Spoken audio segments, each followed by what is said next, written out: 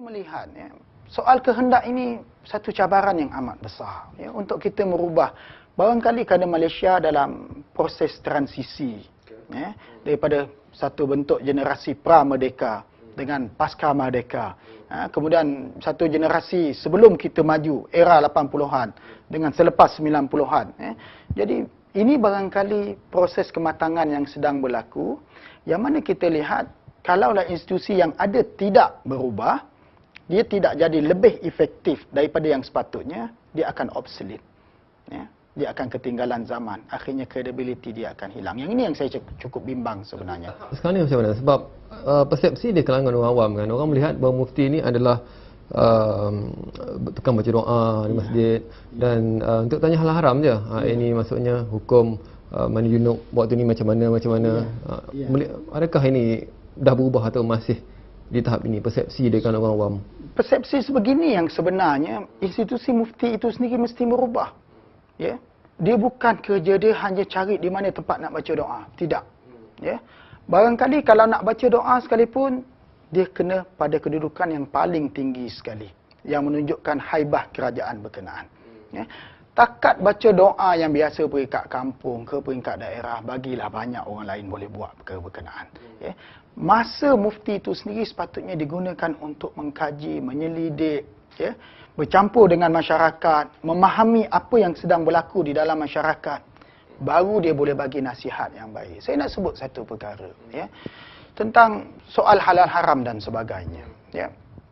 Kalau kita hanya fokus perkara titik bengik halal haram yang semua orang orang-orang biasa pun boleh jawab, maka haibah itu akan hilang. Tetapi pada perkara kritikal yang perlu pembacaan yang panjang, yang perlu perbincangan yang panjang, mungkin kita tidak setuju dengan satu golongan, tetapi kita tidak memahami apa konteks dan apa keadaan golongan berkenaan, maka kita akan mengeluarkan suatu keputusan atau hukum yang amat besar kesan dia. Sebab apabila mufti bercakap sesuatu, ia bagi kesan pengaruh yang besar kepada masyarakat.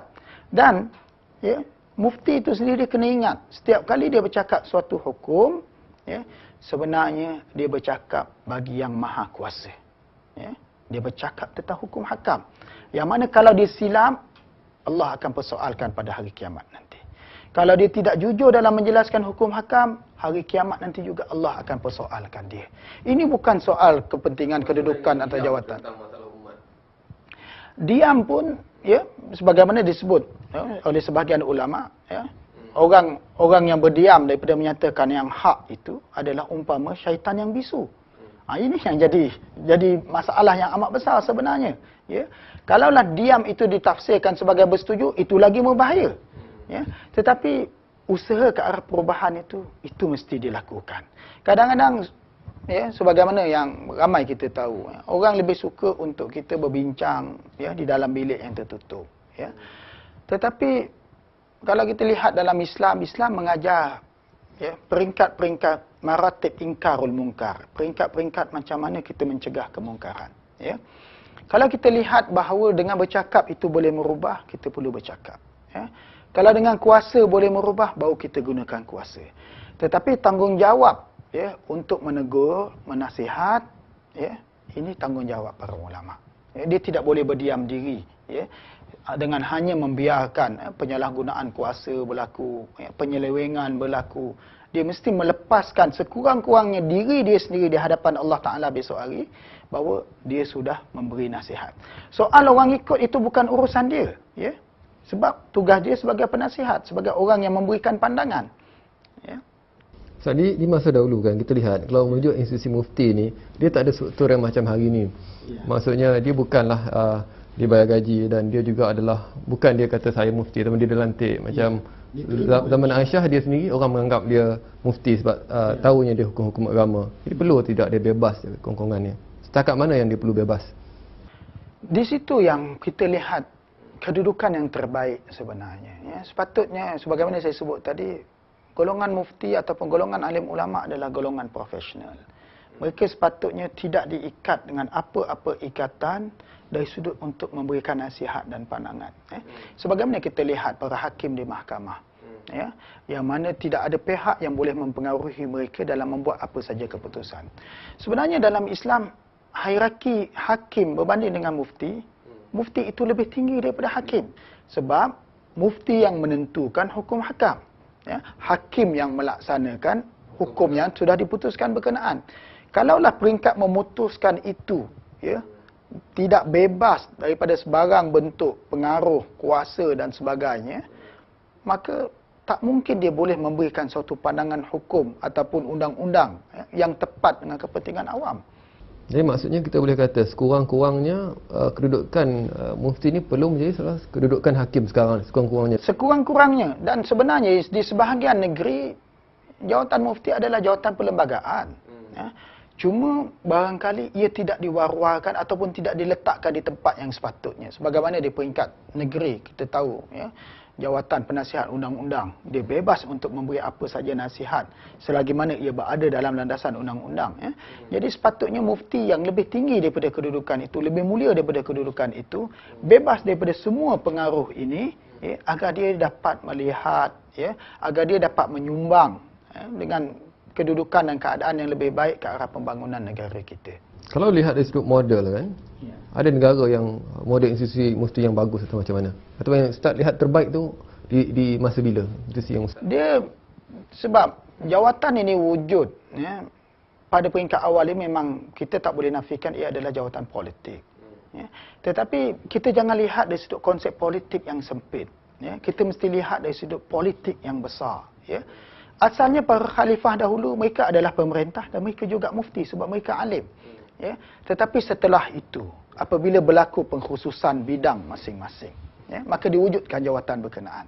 Tetapi orang yang duduk pada kursi berkenaan mesti memahami besarnya tugas dia, besarnya tanggungjawab dia. Dia bukan hanya memikirkan soal mandi junub, halal haram yang titik bengik dan sebagainya. Dia mesti melihat perubahan masyarakat yang lebih besar. Kalau kita lihat sekarang, ya, banyak perkara kita tak boleh elak. Ambil contoh soal hiburan. Ya, ia sudah berada di mana-mana. Ia diterima sebagai norma yang wujud di dalam masyarakat. Ya. Soal fashion, berpakaian, ia satu perkara yang diterima di dalam masyarakat, yang mana tak ada seorang pun boleh terlepas daripada tempias dia.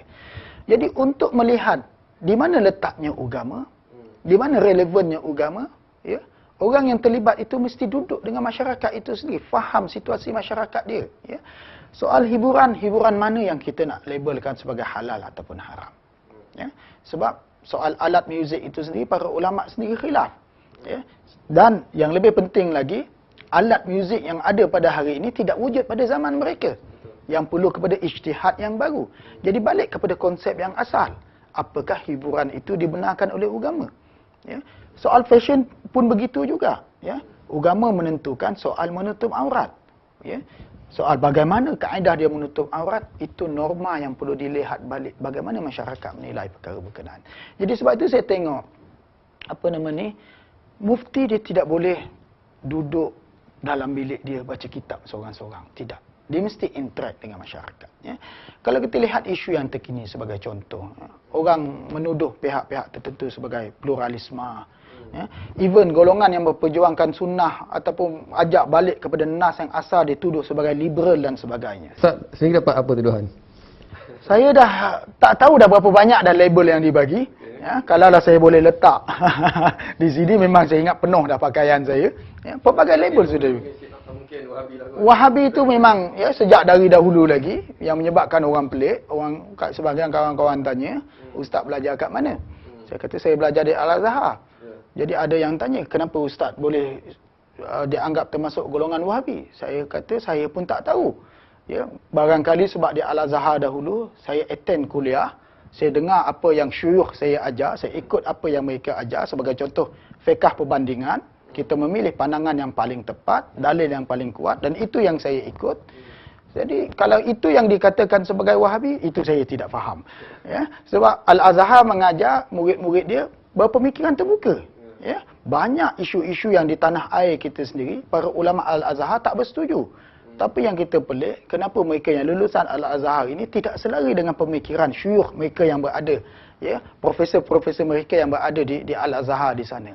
Jadi di sini yang kita lihat, ya, kalau kita tidak bersetuju dengan orang lain, terutama bagi para ulama kita, ikutlah jejak ulama yang terdahulu. Pergi jumpa orang yang kita tak setuju. Dialog dengan mereka. Tanya kepada mereka. Ya. Kalaulah Nabi SAW boleh berdialog dengan pendeta-pendeta Kristian, boleh berdialog dengan pendeta-pendeta Yahudi. Para sahabat Nabi sendiri jumpa orang-orang bukan Islam. Ya. Apabila berlaku pertelingkahan politik di antara umat Islam, ya, alim ulama Islam jumpa dengan orang yang tidak bersetuju mazhab dengan dia. Dialog sesama mereka dalam keadaan saling menghormati di antara satu sama lain. Saya ingat kalau kita tak sampai tahap tu, kita tidak akan maju.